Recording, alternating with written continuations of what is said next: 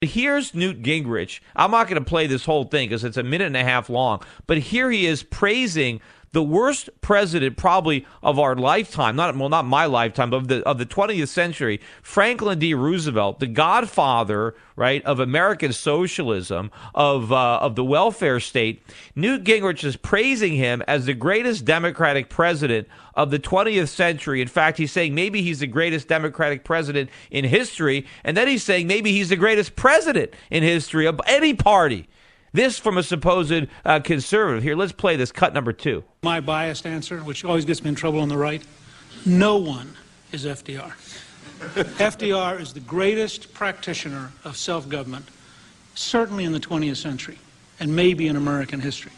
And FDR, as governor of New York in good times, was very progressive. The greatest politician of the 20th century in this country, Franklin Delano Roosevelt. The greatest liberal democratic president of the 20th century, Franklin Delano Roosevelt. The greatest Democratic president of the 20th century, and in my judgment, the greatest president of the 20th century. The most effective president of the 20th century, Franklin Delano Roosevelt. FDR is the greatest political leader of the 20th century. Who's your favorite modern-day politician? FDR. And if you go back and look at somebody like Franklin Delano Roosevelt, he is such a dominating figure because he actually got things done. If you look at FDR defending America as a positive, optimistic civilization in 1933, John's father was one of the great stalwarts of the New Deal, a man who, as an FDR Democrat, created modern America. And I think that John and his father represent a tradition that we all have to recognize and respect, and recognize that the America we are now going to try to lead grew from that tradition and is part of that great heritage. And what we're talking about is a transition at least as big as, if not bigger than, the New Deal. FDR is his hero? FDR is the greatest president? FDR is the reason that we're in so much trouble today. One of the reasons that the Constitution was ripped into shreds was because he packed the court with his cronies to do just that. I mean, amazing. How can you be such a fan of FDR and claim to be a conservative? Remember, too, for those of you who like Ronald Reagan, to say that he was the greatest president of the 20th century means that he has a lot more respect for Franklin Roosevelt than he does for Ronald Reagan. I don't see that many Republican bumper stickers with that on there. But anyway, we're going to come back after the break. I'm going to talk a little bit about my favorite Democratic president when we get back and contrast that with FDR and this phony conservative Newt Gingrich. And we'll be taking your calls. You're listening to The Peter Schiff Show here at SchiffRadio.com. The gift of fear, the courage to heal, sense specificity, plan the ability. The Peter Schiff Show.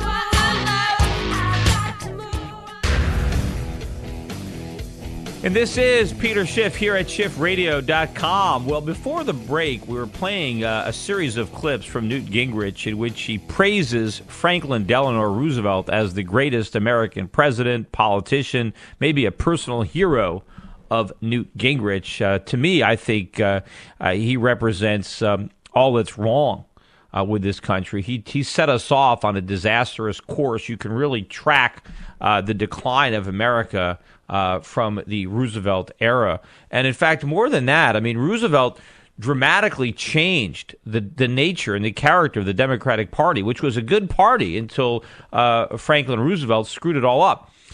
Newt Gingrich's favorite Democrat is Franklin Delano Roosevelt. My favorite Democrat, a true conservative's favorite Democrat, would be Grover Cleveland.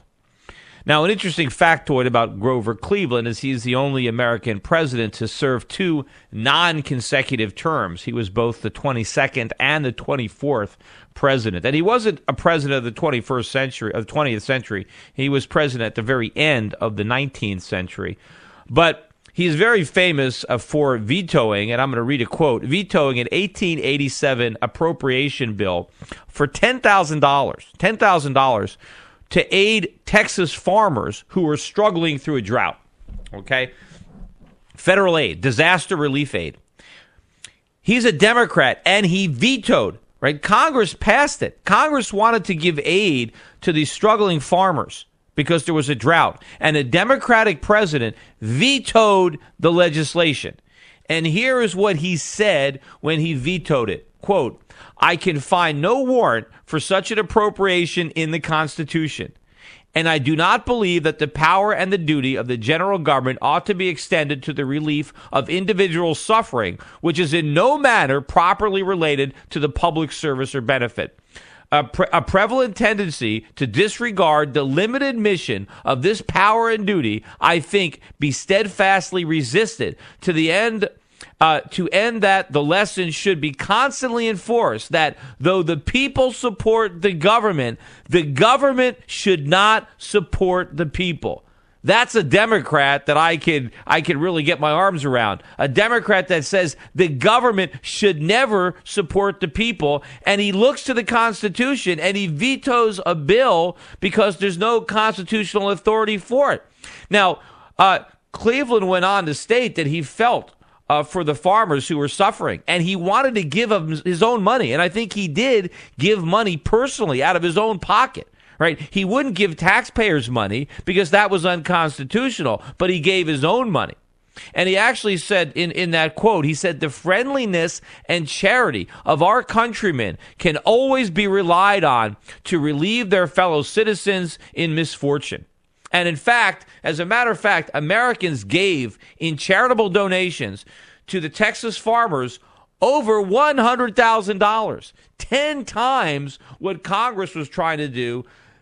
Cleveland vetoed it, and private charity took care of it. Now, why isn't Grover Cleveland his favorite Democratic president? In fact, basically, the Democratic Party was a good party. I'd have voted for Grover Cleveland based on on if I was around back then.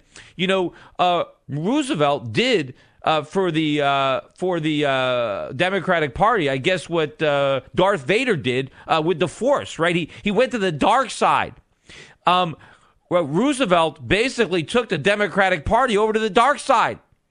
When Cleveland was president, the Democratic Party was a party of the Constitution, of limited government, right? Of individual liberty, where the president said the government must never support the people. I can find nothing in the Constitution to allow me to relieve the suffering of anybody. Right? To Roosevelt's idea of what the Democratic Party should be, which was the government supports everybody. The government gives money for everything: unemployment insurance, farm subsidies, Social Security. I mean, all the things that Roosevelt did was the exact opposite. Grover Cleveland would have vetoed each and every bill that Roosevelt signed. So, what does it tell you about somebody who rejects Grover Cleveland's Democratic Party and says that his idol, the greatest president, was the guy that destroyed the Democratic Party? And in fact, not only did he destroy the Democratic Party, but the Republican Party too. The country has never been the same since the Roosevelt New Deal, and we are suffering from that now. And we need to elect a president who understands the damage that Roosevelt did to our economy, not somebody who is extolling the virtues and who is so grateful that Roosevelt transformed our economy away from the vision of the founders, away from the democratic principles that Grover Cleveland held so true and espoused, to the more socialist economy that we're struggling with today. Your money, your stories, your freedom. The Peter Schiff Show.